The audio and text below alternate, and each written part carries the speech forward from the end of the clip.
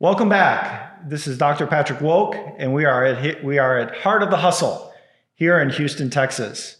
And today we are very lucky to have Josep here, CEO of Common Bond, and I call it PRC, or Positive Recovery Centers. Yes, sir. And I just want to tell you a little bit about, we're very lucky to have you here, George, and the fact that, you're just recently awarded the Houston Business Journal's most admired CEO of the year. That must be a great acolyte, as well as I heard from you as well as Counselor of the Year. And I think that also goes along with your PRC business. But it's really amazing to have you here at the Heart of the Hustle today. And we really want to get to know you. So tell us a little bit about your businesses, what you're going on. I'm sure almost everyone out there knows Common Bond, but they may not know your other businesses. Yes. And I would love to hear about that. And then a little bit about what you're looking forward to the next couple of years. Sure. Thank you. Thanks for being here and doing this for the public and for having me on. I'm very excited to be here. I have two passionate projects. One is Positive Recovery Centers. It's a drug and alcohol rehabilitation center that has inpatient, outpatient, detox, sober living. We're right across the street from, one of the facilities is right across the street here from St. Thomas. We'd been there originally since 1994. Mm-hmm. The first company was called The Right Step. I sold it in 2012 and had a 4.5-year hiatus on my non-compete. Mm. And then once that was over, we restarted Positive Recovery Center and basically took back some of the facilities that were managed by The Right Step, because I was still the landlord. And then we have Common Bond, which is a bakery, bistro, brasserie. It's amazing feel of Europe, very multinational. You could be in the bistro and hear so many different languages being spoken. I just love the name Common Bond. Is the bringing of people over the joy of food. And it originally opened almost 7 years ago by a chef from Houston who went to New York and trained, and then went to Europe and trained, and had a vision to bring this back to Houston. And so when he opened it, he didn't have some of the business savvy that a chef sometimes always has. And the kitchen was too small, but he had such great following, lines out the door. And so he sought me out through a mutual friend. And, I didn't plan to be in the bakery business, but sometimes things happen for a reason. And I felt a calling to it. And so I bought it, and obviously with the pandemic, we were right in the middle of our growth strategy. I like to grow things. I like to see employees move up, get promoted, feel good about their job, take ownership. So we're right in the middle of that expansion, and we've gone from basically 1 restaurant to 7, and there's 3 more that are in construction as we speak. And the staff has done an amazing job through the pandemic. The same thing for Positive Recovery Centers. We followed all the guidelines. We've tried to do everything as best we can to keep people safe. And, now future is just growth. I think that when you have a good service, it's a disservice to not grow. Now, there are times that it would have been easier to stay one location for the rehab, one location for the restaurant. It'd have been a lot easier to manage, but for me, it's like when you have good employees, you want them to get promoted. You want them to grow. And then when you have a good service, at Common Bond, people drive in from all over the city, but they also come from all over the country, all over the world. Mm. And so for me, it's like, if you love our product, let us expand it, because the lines were out the door. We didn't have enough seats. And so now we're in the Heights. We're going to Spring, which is our first big step to the north part of town. We get emails and inquiries on our website. Please come open in Corpus Christi. Please come to Florida. Please come to Dallas. And we're like, man, we could barely keep track of what's going on in Houston from the restaurant perspective. And then from the rehab perspective, the Right Step was a 20-year love project, and it grew throughout Texas. And when I sold, it was a difficult decision. It was a good decision for me at the time, but it was a difficult decision because you're basically allowing your employees to go work for someone else. And the private equity-backed group, they did some really good things, but they also did some poor things. Mm-hmm. And it affected the employees. And at the 5th year, they basically went Chapter 11, and I was the landlord.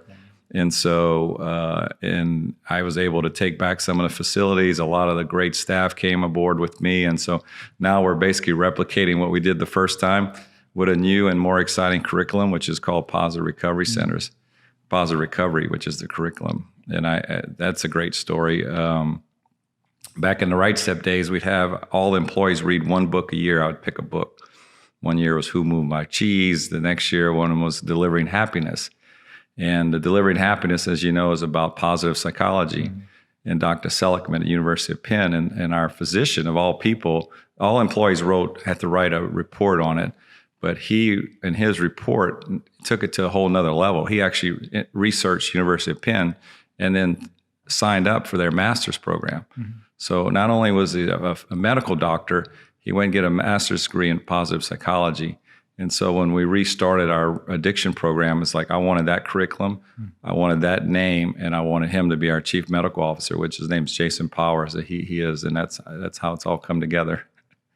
That's a great story. I really appreciate you sharing, and it's really amazing to hear your expansion plans and things that are going on. Let's go back a little bit to the early days, the beginnings. We were talking. You and I chatted a little bit about that. How did George start out? How did you get the entrepreneurial spirit? Where did that come from? And tell us about those early days of what kind of led up to what we're seeing today. I'm from South Louisiana, but I'm half Lebanese and half Cajun. Wow. My grandfather migrated from Lebanon, and he was a merchant. So basically, he sold clothes, he sold things, and I'm not exactly sure the great history about how he ended up in South Louisiana, but he did, and he was peddling merchandise, and then his kids. My dad had clothing stores. My uncle had appliance stores. My uncles had clothing stores. And I think I was probably 7, 8 years old, 9 years old. I'm in the clothing stores, straightening up things, sweeping, cleaning things. I remember the first time I could do a sale was a big deal. I was probably 10, 11, 12 years old. I still, in fact, I got to find that. I had a antique cash register back then, those days, I guess in the early 70s. And, I started cutting grass. I was in distributive education in high school, which meant you go to school in the morning, you worked in the afternoon. So I always felt like I had a good work spirit. And then, I got mixed up in drugs and alcohol. My dad died when I was 12. I didn't know how to deal with the grief. So I got mixed up in drugs and alcohol, and the blessing was that my entrepreneurial spirit had me selling drugs. And I got caught, which was the best thing that could have ever happened, and it saved my life, actually. It really did, because it's such a dangerous lifestyle. And my lawyer was so wise in saying you needed to go to rehabilitation, and I had no intention to go to rehabilitation, but I did. And while I was in some of my treatment, the counselors actually talked to me, and they said, you might want to become a counselor. You have a way to confront people and they don't get defensive. And so I went back upstairs and told the other guys in the program, I said, man, they're really hard up for help. They think I could become a counselor. And look at the kind of cars they drive. I was 19 years old, so what did I know? And then, when God has a calling for you, it just happens. And so I ended up going get trained to be a licensed chemical dependency counselor. Was recruited to Texas in 1987 and just have never left. I love Houston. I love the people, the diversity. And, I got the Right Step because it was basically a bankrupt company. And they came to me and said, hey, we can give you 25% of the company and a small salary, but we're about to go bankrupt. And I'm like, whoa, that sounds very appealing. But I came aboard and turned it around and bought the people out and just grew the business. And I just love helping people. I love seeing people smile. I love people having good service. So that's been my passion. And I think you hit on some of the things that we see commonly, as an entrepreneur myself, this. I think, I also like your advice or thought on this is, do you think having a maybe addictive personality or let's call it compulsive personality, is that pretty much par for being an entrepreneur? And also, a thing I want to point out is, did those early feelings, like loss of your father, spur you to become an entrepreneur, really empower you? I don't know if that spurred me, but obviously it spurred my addiction, which spurred me to get help, which spurred me to want to help more people. So that part, yes. And I do think entrepreneurs are usually type A, risk takers, want things to be better, always willing to take risk. And sometimes that can cause collateral damage. I mean, I've had divorces because of, I think, business getting in the way of the relationship with the wife and thinking that, what's first, the business or the wife or the business. Sometimes that's very confusing when you're worried about payroll or, you got to do things that, it takes 12 hours versus being home at, 8 hours. So I think there's some negativity to entrepreneurship, but with the right guidance, support, leadership, you learn to have balance and have the right culture. And so that's what I'm proud of. And being a member of Entrepreneurs Organization has definitely helped. Yeah, that was one of the things that enlightened me and really helped my life out is, seeing and sharing with other people. And I think the challenge is, as you pointed out, is that work-life balance is very challenging because we do pour our heart and soul out to the people in our organization, as you pointed out. And then we have to, what do we have for the tank when we go home? And I think when we're younger, we think we can do both. And as you know, it may not always be the truth.